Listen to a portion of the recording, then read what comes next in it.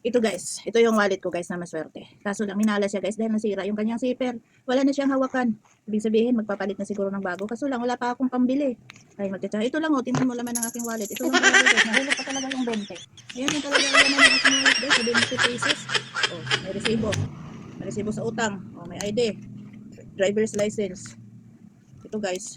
Ano kayang pera na ano guys? Pang ano ko lang to? Pang kung halimbawa wala na talaga akong pera guys, isasangla ko to sa ano guys sa bangko. Pwede naman siguro to guys itong pera na to. Ewan ko kung tatanggapin ba to guys. Ayan ang laman ng aking wallet guys. Wala na talagang iba guys. Oh. Ayan oh, wala nang laman guys. To guys, may pampaswerte ako guys. Oh. Lipat natin uli dito sa aking wallet na tinabi ko guys kasi napapangitan ako at pangit naman talaga, pero pagtiyagaan ko na guys. Lalagay ulit natin yung ating kaperahan dito na pera guys. Ito lang talaga ang nakayanan ng aking ano guys, wallet.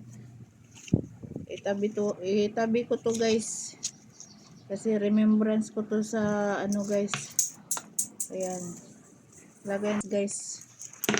Lagay natin dito. Ayan. Ayaw ko lang talaga. Guma na rin to guys. Ayan, sira na nga.